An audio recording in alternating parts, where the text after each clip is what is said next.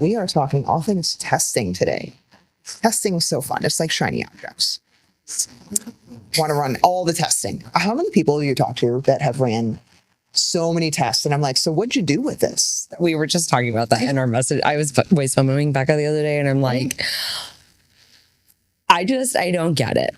I can't get on board with it. Why spend hundreds and hundreds of dollars and then what? Like, if no one's going to help interpret this for you. I mean, I know people now are starting to put it into like AI and all this stuff, but that's a little scary. So much. It misses a ton of stuff. Yes. And context matters.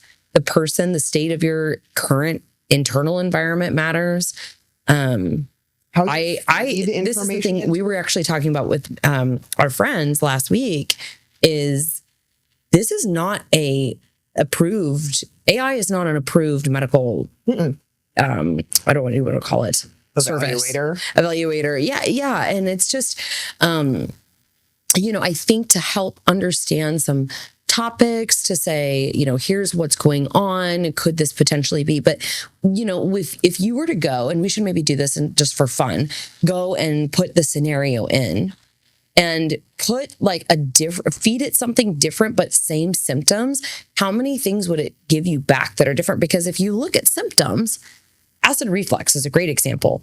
Is this low stomach acid? Is it acid reflux because your bile acids are splashing back up into irritating the lining of your gut? Is this a structural issue? Is it histamine related? Right? So you're looking at it and it's saying, okay, take some Tums. Well, that may or may not work for some individuals. And it's the same thing with histamine, issues and whatnot. And so it could just be scary because a lot of symptoms too will cross over with other things. They can be high or low, hormonally or infections. I just think that we have to be cautious with it, but we digress on that aspect. But testing is so cool. And, in our practice, we have handpicked our team because they have experience. They have been taught through various certifications how to interpret labs. And that's continuously evolving, especially on the genetic side and the gut side. We are continuously learning about new gene SNPs, new bacteria, how those bacteria interact in our environment that is today that was different than it was 20 years ago. We're learning what seeds the gut, what doesn't seed the gut. We're learning about using dead bacteria. Hell, we're learning about using fecal transplants and oral fecal transplants, So everything is continuously evolving, and that you just can't get from an AI platform or, a person that's just learning this. And when we get to the nuances, that is just something that, okay, there's going to be clinical experience and the data that have to be paired up. And this is why I do love in the way that restorative wellness calls it. It's an art and a science. Yeah. And I think also, okay, cool. You put it into AI or you put it into ChatGPT, Claude, whatever. And it tells you to do something and you get a reaction or you have an adverse effect from it or it doesn't work. Like things didn't improve, right? And so I think one of the main reasons that the one-on-one support and the progressive and continuous one-on-one support is so necessary for a lot of situations is because you don't know how your body's going to react. And then you don't know how to interpret that reaction. And when you have seen thousands of cases clinically, you just start to pick up on things. Like you start to dig in deeper and research different situations because they stump you a lot of times. And then you learn from them. And then you build a bigger library of knowledge and information to understand, okay, when this situation happens, this is likely what's going on. This is what we need to change to resolve it, right? And so it's like a plumber, right? You don't pay the plumber for coming and twisting a couple notches in 30 minutes to fix the leak problem that you've been having for 3 months, right? Like, no, you pay them for the knowledge that they've developed of knowing what is what and knowing how to fix it in a timely and efficient manner, right? And so, yeah, anyways, we wanted to talk about what testing we do most often in our practice and why and what situations they're typically done in and what it evaluates. Because I think it can be helpful to understand, okay, if I'm dealing with these symptoms, what might be the most helpful thing to look into and go from there. So first is first, and that is blood work.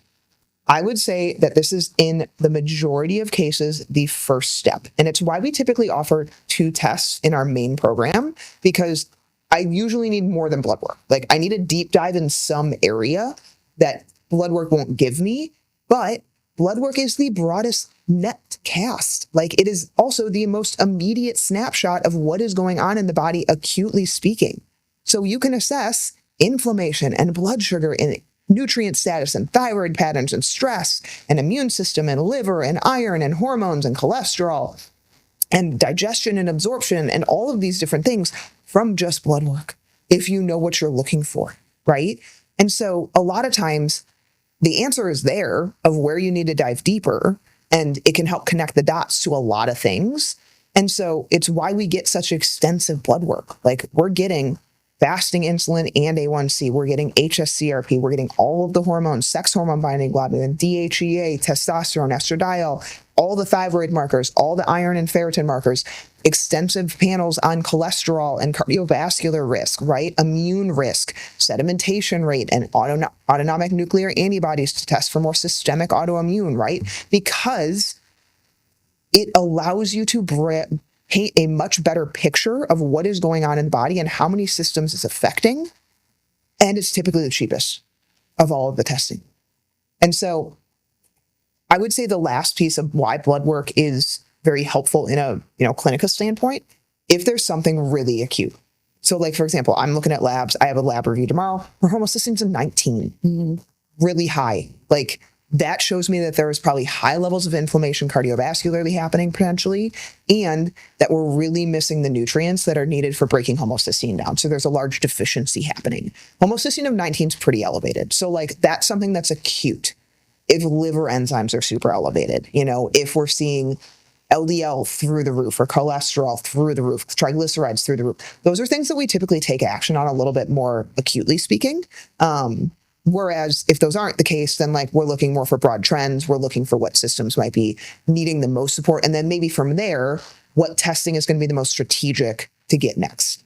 Yeah, I would also say from a clinical perspective, it's repeatable, it's reliable, it's scientific, right? It's minimally invasive. Of course, if you have kiddos, you don't want to prick them for a blood draw all the time. But when we're working in our scope of practice in functional medicine, it allows us to make these referrals and say, this is the basis that we stand on. They're going to accept blood work a lot more openly and be understanding of it compared to a Dutch test or a stool test, right? Like, they just don't see it as valuable. And so that is one huge benefit. And then again, from a cost perspective, it is not that expensive if we need to go in and rerun some other markers and check on things, right? Especially if we are working with somebody to lower homocysteine of a 19, that's pretty scary. I mean, the research is pretty clear. Above the level of 12, we're looking at a cardiovascular risk, but even above a 9 is where we start to look at more of the neurological risk. So if you've not checked your homocysteine, that would be, a good one. The second thing is obviously, from a microbiome perspective, we need to get data. And so we'll generally use a gut zoomer or a GI map. The GI map is one that we've used for a very, very long time. It's a little bit more affordable than the gut zoomer. It doesn't give us as many microbes, as many inflammatory markers or neurological markers with the recent update at least. And it doesn't give us all the bile acids and various other things that the gut zoomer does. So I do, for the cases that I'm working, I'm erring more on the side of the gut zoomer. Again, from a cost perspective, it's a little bit more, but it gives me more of the information that I can find very, very valuable, especially in a case that I recently just started with. Her glutamate was through the roof. And we've talked about this on podcasts, and we've both done reels on this before. When we look at our neurotransmitters and we look at GABA and glutamate is really that excitatory, I want to be thinking and alert and doing my job and focusing during the day when it's doing, or it's at the level that it should be. But then we have GABA at nighttime that can help us with our calming down, right? It's our chill, relax, like white noise machine is kind of the way that I say it. But when we get stuck in the situation where our glutamate is really, really high, that shows up with a lot of anxiety, heart palpitations, sleep issues, insomnia. I'm wired and I'm tired and I'm restless and all of this. And so we know, because a lot of our neurotransmitters are created in our gut and different microbes, that's valuable information to have for those individuals, because this is controversial, but there's a lot of really good research around anxiety and depression being gut issues. It is not, just the medications that they're pumping you up with, and it actually makes things worse long term. So I like the gut zoomer to look at those pieces. But why we would run this, whether or not the person has symptoms. Of course, if you have symptoms like constipation, diarrhea, acid reflux, bloating, food intolerances, very helpful, right? We have a lot of things that are making us think from blood work, maybe H. pylori or parasites or candida. It could be helpful. But I'm looking at this because we know in the event that the person is coming to work with us, there's some level of inflammation going on, deficiencies I'm not absorbing. I have to see what their digestive capacity is. I have to see what the terrain is looking like and what microbes that are there wreaking havoc on the body, but you may not even feel those digestive symptoms. And we see this a lot, and we've talked about this before. Some of the worst stool tests often come with minimal symptoms digestively. So those are some things. And when we look at, how the gut impacts the entire body, the gut-brain connection, the gut-skin connection, we think about, all disease, as Hippocrates said, begins in the gut. Yes, all disease really is an inflammatory event, but what's driving the inflammation? So this is one way that we can start. And it's also very, very helpful for children as well and their development. The first 1,000 days of life are so important for our children, because this is the time that we're training the immune system, and microbes train the immune system. So if you took and you look at the research, and they've done this, twins or, two very similar individuals, and you have two very different GI profiles, you're getting two very different outcomes in terms of health. One that is, ongoing, struggling with skin issues and down, the line in life, metabolic disease and dysfunction, where the other seemingly has minimal health issues and is really thriving. So the gut is where we always want to address and always start. It's also where everything comes through. It's your filter. And so if you've got a lot of microbes here that are extracting more calories from food and driving inflammation, that's going to be a big part of your metabolic issues. If you've got a lot of microbes coming from your oral cavity, right, then we're thinking, okay, we've got to test the oral microbiome and take a look at that too, because that's the gateway. And you just don't get that information on blood work. We can see some trends, we can see some pretty telltale indications of things, but that's really going to give us the most comprehensive view. And then the last thing that I'll say here, IBS is bullshit. I've said it 100 times, and I'm going to keep saying it 1,000 times. The amount of conversations that I have with individuals that have been diagnosed with IBS, it's a catch-all diagnosis. The criteria is based upon symptoms. When we look at a stool test, we can identify the imbalances, the insufficiencies, the microbes that are driving inflammation, the things that we need to replace what's lost, the things that we need to do to rebalance and to restore function. Irritable bowel syndrome. We know your bowels are irritable because you went into the doctor and you probably got an endoscopy or colonoscopy, right? When they do stool testing, they're looking for a very acute pathogen, a stealth pathogen, we kind of call them. That's the first page of the GI map. Then we have many others. When we're looking at a gut tumor, it's 3-4 pages of different bacteria and pathogens and different types of parasites and worms and different types of candida, different types of, other fungal yeast strains, microbes that are associated with different types of SIBO, microbes that are going to impact your hormones and the metabolization of hormones. And so for individuals who've had the test and they were diagnosed with IBS, I would put money down that when we run these tests, all I need is blood work and a stool test. In most cases, we can identify where that inflammation, bacteria, and stress is coming from, and then you can resolve it. We do it every day with clients in our practice. But conventional medicine and the stool test that they do and everything's normal and everything was negative is a very small portion of what we're running when we look at stool testing. Yep. So after stool testing comes Dutch testing. So Dutch testing helps us understand the metabolization of the hormones. So I always say serum is like what is floating around in the bloodstream that could be both bound and unbound. Unbound is what your cells can use, what tissues can experience. Bound is obviously not available, but it lets you know like total levels, right? That's gold standard for most people. Then you have saliva, which is just your free levels of hormones. And then you look at Dutch testing, which is how is your body processing hormones? So what levels are there in terms of the metabolization and what pathway are they going down?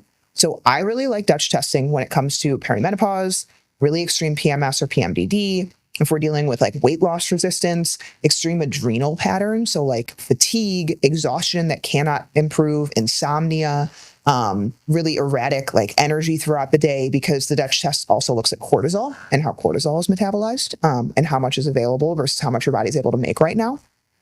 Estrogen dominant symptoms, so like fibroids and cysts and endometriosis and PCOS, and then all forms of PCOS, specifically to, I would say, the classical PCOS, because we can see, is there a lot of androgenic favoring happening? Are you going down a beta or androgen pathway with your testosterone and DHEA? And then poor stress resilience. So the reason being is because the Dutch test is going to look at your cortisol rhythm. So it's going to look at a 4-point or 5-point, depending on if you wake up in the middle of the night, urine analysis of the metabolization of your cortisol. And so it'll see upon waking, when you go and do the urine test, what is cortisol? And that's looking at your free cortisol level. So like, what is your body experiencing in terms of your cortisol? About 2 to 3% of your cortisol is free cortisol. And then 2 hours after waking, around 4 or 5 p.m., and then before bedtime.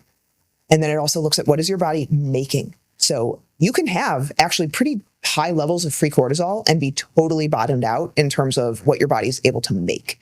And that is a great picture to understand, because then you know this is adrenal issues, but your body's keeping it around, and why, right? That could be thyroid dysfunction, that could be liver dysfunction, that could be the body basically trying to just keep cortisol in circulation because it has to keep you alive. But I love the cortisol rhythm picture of the Dutch test. And then you look at estrogen. So technically the whole hormonal cascade, but the big one that I think is probably the most helpful from this test is the estrogen pathways. You can see what is your body making in terms of DHEA, and then how is that flowing down to testosterone levels, and the androgen versus beta pathway of testosterone, and the progesterone also is seen here, and you can see alpha and beta of progesterone as well. But the big picture is the hormones of estrogen and how they're processing. So you have estrone, estradiol, and estriol. Right? So estrone is the main estrogen that your body makes post-menopause. Also, estradiol is seen there, and that is how is your estrogen in general processing down 2-OH, 4-OH, 16-OH, and then estriol. Estriol, I find, can reflect a lot of things. So it's kind of cool. We actually looked at a test this morning that estriol was really, really high, but estrone and estradiol were really low. And that can reflect, one, glutathione need, like high glutathione need. They're not recycling their glutathione very well. They have high needs of the antioxidant. I also see a lot of times estriol really high when there's GI issues. So there's a lot of inflammation in the GI system. We're seeing estriol can produce things like cysts and fibroids in a lot of cases. When those levels are really high, it can relate to that. So I really like the Dutch test for that pattern, but then it also shows us how are we breaking down in phase 1 and phase 2 estrogen detox. So something to understand about the Dutch test is that it reflects just estrogen and how it's being processed. It does not let you see like, okay, if methylation's great, my whole methylation pathway is great. No, it's just looking at estrogen and how it's methylating. So if you're a practitioner, that's something you need to understand. But basically, estrogen is a fat-soluble molecule. And so it has to be kind of turned into a water-soluble molecule in phase 1. And in that phase, it can go down 2-OH, which is a protective anti-inflammatory pathway for estrogen. That's where you want it going, the majority of it. It can go down 4-OH, which is a little bit more inflammatory. It's a little bit more cancer potential because of what it creates in that pathway with ketones. Or it can go down to 16-OH. And so 16-OH is kind of, I wouldn't say that it's benign, but you want most of the things going down the 2-OH pathway essentially. And so it lets you know if I'm going to take estrogen in perimenopause or menopause, like how am I detoxing? Am I going down this inflammatory pathway? Do I have a history of breast cancer? I want to know those things. Or does my family have a history of breast cancer? Because there are things you can do to support that pathway. You can support with DIM and I3C. You can support with, calcium D-glucarate. You can support with sulforaphane in higher doses and broccoli sprouts. So there's a lot you can do to push those pathways, but it's good to know them. And then it shows phase 2 estrogen detox, which is the methylation pathway. It's not the only detox pathway that estrogen goes down, but it's the biggest one. And it'll let you know, are you clearing your estrogen? Maybe it's going down the right pathway in phase 1, but not phase 2. And then how can I support methylation with B vitamins and with certain, fiber levels and all of these different things. And then it has the organic acids portion, which is so-so. Like, it's not going to be, the fullest organic acids picture, but it does show some things in terms of if there's neural inflammation going on, if there's deficiencies going on, if there is indican. I like it. I like the indican marker because it lets me know, like, maybe there's gut involvement going on that isn't suspected here, right? And so I really like the Dutch test as like an advanced test, if we can swing it, to really get an understanding of both the adrenals and the hormone metabolization that's going on. I think too, if you're somebody wanting to go on HRT or you're on HRT, it's really good to make sure that you're clearing your estrogens and stuff well, just in terms of, protection. If you are more genetically prone to, pushing down that 4OH, or you have, and we would see that with COMT and a few other genes on the genetics test, or you have a history of breast cancer and even like blood clotting risk and, so forth. So the next one, let's talk a little bit about our Total Tox test. So we know that in our environment, we're exposed to all kinds of different chemicals and PUFAs, things that are in our cookware. We have endocrine disruptors, these forever chemicals just all around us. You've got your hair care, your skin care, your laundry soaps, your, fragrances that are in your home in terms of candles and wallflowers and just all of this stuff. So much stuff, my husband would say. There's so much stuff, which my bathroom is a little bit. I sent Jocelyn a picture this past weekend, and I said, good thing that I have a massive bathroom that I'm moving into because I need for my Oliveda stuff.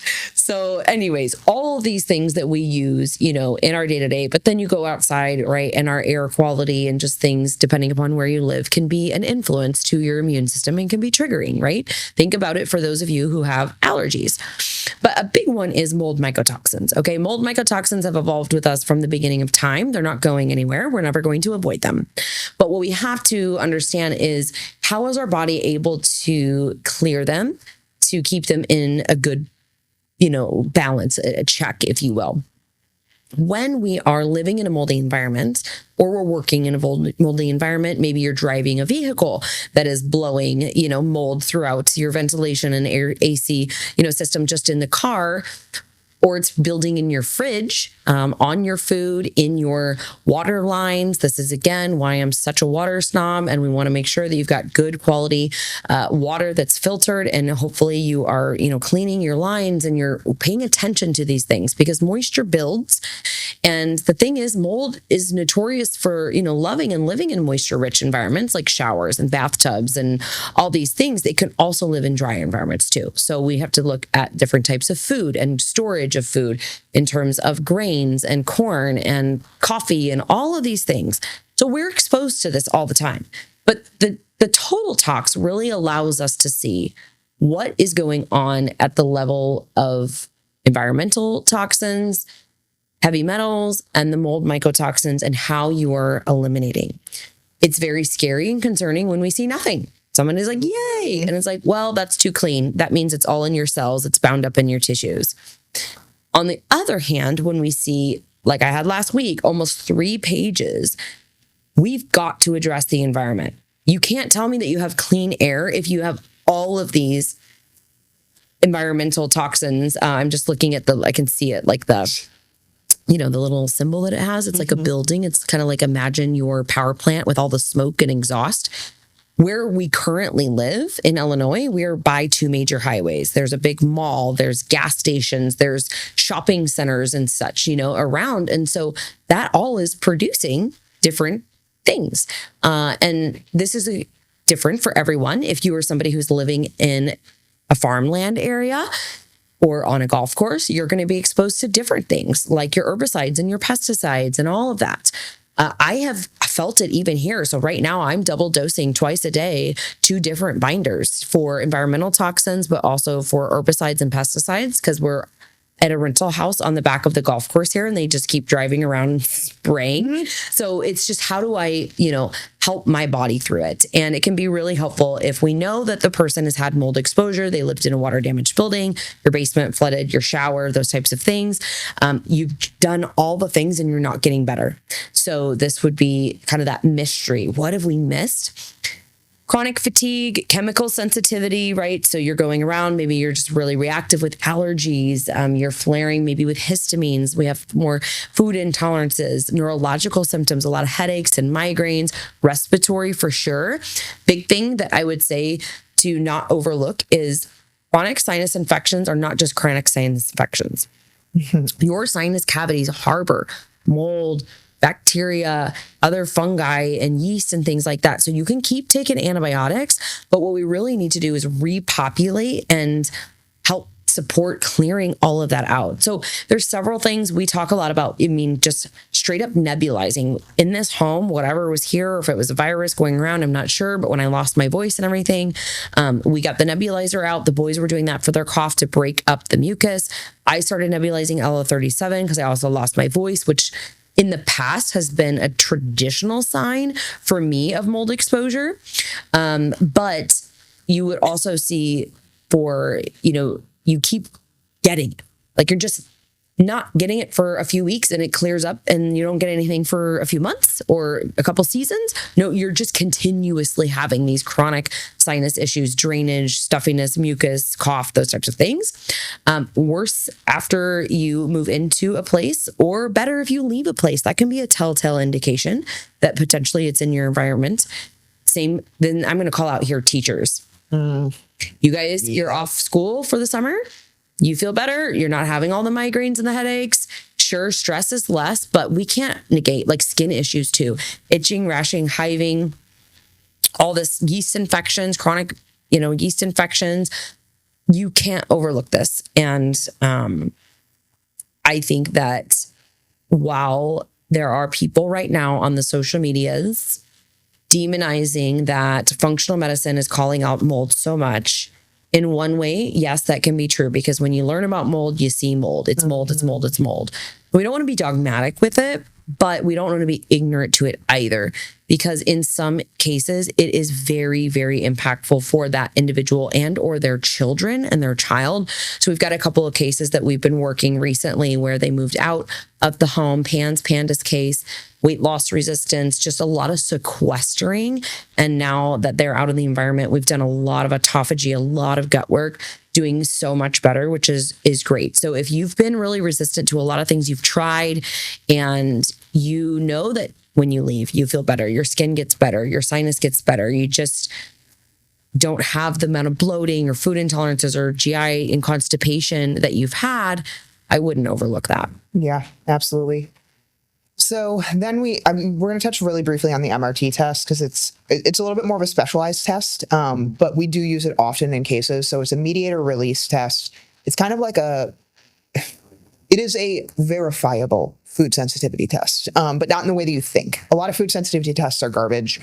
They really just measure the IgG pathway, which is essentially just what are you consuming right now. But the mediator release test basically takes food, and then it's a blood draw. So it takes these foods and it takes a little bit of your blood and it puts it in a petri dish together, and it watches how do white blood cells expand when exposed to those foods. So basically, in other words, how is your immune system responding to these foods? And if it is responding at high levels, it tests these foods on basically a spectrum of greens ranging from 0 to 2.0 responsiveness, and higher greens into yellows, 2.0 to 3.0, and then yellow or reds are 3.0 and beyond. So basically low reactivity to no reactivity, up all the way to very high reactivity.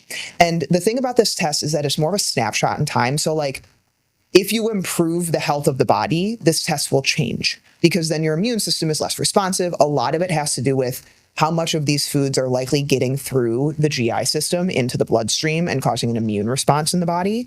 But the hard part when you don't have information like this is these symptoms might not be digestive solo. right? They're not going to be, you eat the food and you immediately get bloating, or you eat the food and you have stomach pain, right? That's more of a digestive response. An immune response can be like, I ate the food and 2 days later I had joint inflammation or stomach or like back pain or migraines, or I was extremely fatigued the next couple of days, right? And so it's hard to pinpoint the foods that that's causing. And so what we usually go off of is one, a lot of times I would say like psoriasis, eczema, any type of like chronic skin issue, I like to have an MRT if I can. It can really start to kind of calm things down faster, I should say. And then if eosinophils are elevated on blood work, or eosinophil activation protein is elevated on a gut zoomer or a GI map, are pretty telltale signs that like there was a major food response happening. And so let's put out the fire faster, knowing what foods are causing it, because you're probably not going to have really overt symptoms immediately after eating them. So that's the MRT test. It is, like we said, a blood draw. It's pretty straightforward. It's a very straightforward test, which is nice. It's not a whole lot of analysis goes into the test, other than there are some trends. So for example, like if someone has super low reactivity to all proteins, but they're super high reactivity to, you know, any type of starch, any type of vegetable or fruit, that person might need to go on a carnivore diet for a short period of time, right? So it can give you some insight into what might be the best approach dietarily for the client. And again, we use those in kind of more select cases. They're nice to have, but it's not like the priority test unless those things are pretty flagged. And then I don't know if I'm forgetting anything with when you run it. I mean, it's ideal in most cases if you know that you've got chronic anything. Yes. Because again, it's especially like histamines, mast cells, cytokines. These are all just agitating. Like the way that I would say this is it's putting gasoline on a fire that you're trying to put out. So if you can do the MRT test adjunctively, you know, again, affordability wise, it's not the top one, but it does help. And I like it to diversify people's diet who have been on a very restrictive diet or who are afraid to eat because in the past they've had reactions. Your food issues are not a food issue. It's a function issue. Even things that, you know, people will go off on tangents about, like, you know, oxalates and silicates and FODMAPs, you know, all of these different things that it's like, don't ever eat that food. Well, the reality is if your gut microbiome is in a good place and things are regulated well, you should be able to eat these things and not have crazy flares. So I do like it for that because I know some people can have a little bit of that PTSD and be nervous about bringing foods back in. And then last but not least, let's talk about genetics here, because this is, I think, where everything is moving in the direction of understanding each individual's response to certain things and being ahead of, you know, in our protocols, our healing protocols, what might, you know, be a consideration for them in terms of how they are processing things, what nutrients could we use, what supplements may or may not be viable for them. A great example here I'll throw out is our GAD1 genes. We've already talked about glutamate. We've already talked about GABA. You have a block in your GAD1 genes and you're taking L-glutamine, which a lot of people tout as health, you know, for your helpful for your gut microbiome, in which it can be. You can convert, because of your genetics being more of this, you know, tendency, can convert that L-glutamine into glutamate. And then that's where it can drive some of that anxiety, heart racing, insomnia, restlessness. So I just actually had a case today. I was picking a product for her, chatting with one of our other practitioners. This is more on the neurological side. She's like, oh, I love this neuro powder. I'm like, nope, it's got glutamine in it. I can't use it because of her genetics, that she's fully blocked in her GAD1 genes, her MAOA, MAOB, and COMT. So on our neurotransmitter profile, it can tell us, hey, here's some things that could be helpful. And if you lean one way or the other with anxiety or depression, avoid methylated B vitamins. Maybe you want to increase something called SAMe. So there's a lot of benefit to understanding the various pathways in the body.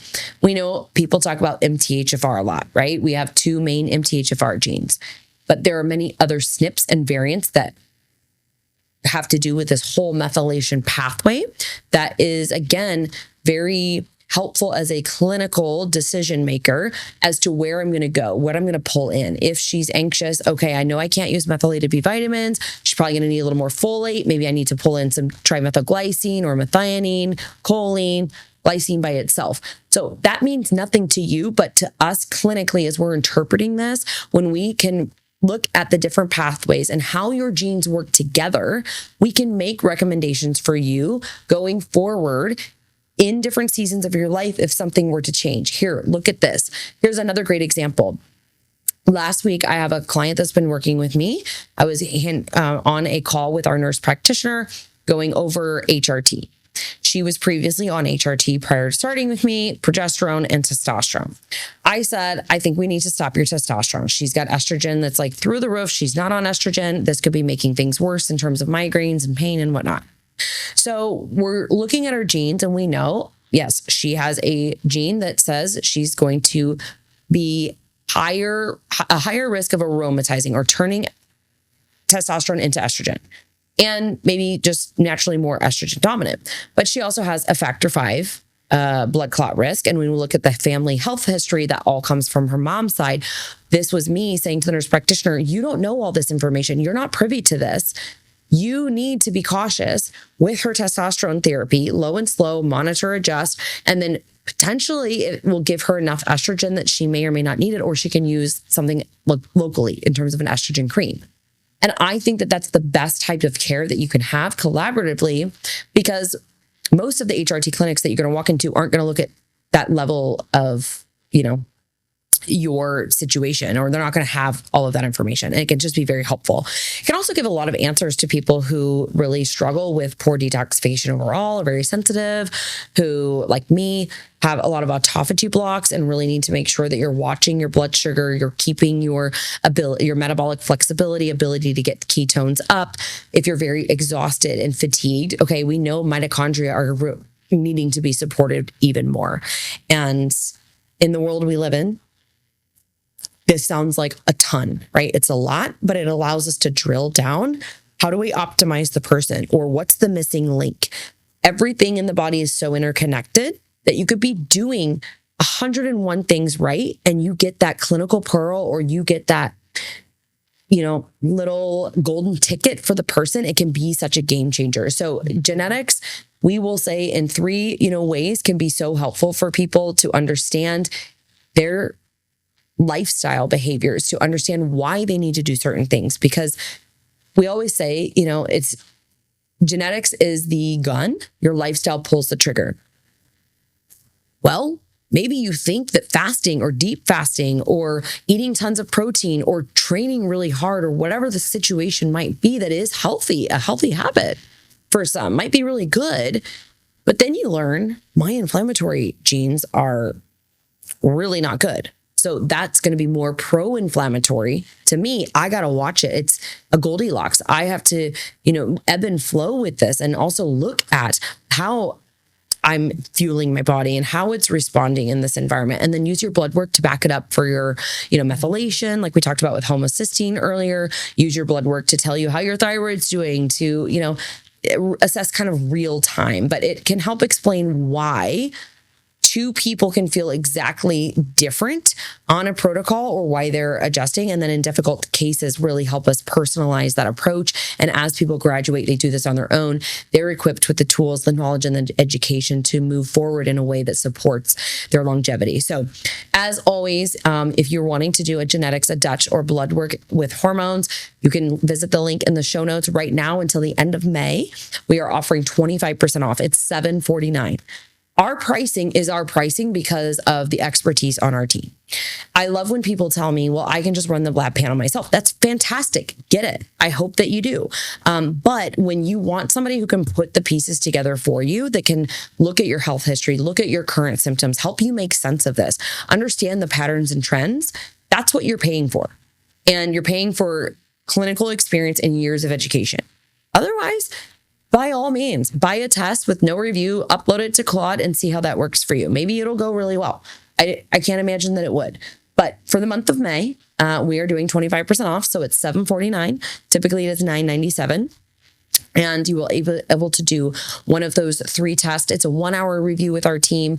We will go over a bunch of intake forms with you prior to. We will have you fill out our 320 symptom questionnaire, and then spend the hour with you, giving you a follow-up recommendation. The reason why we don't do stool testing typically as part of this one, it would be more expensive, but two, it's not helpful if you can't address it.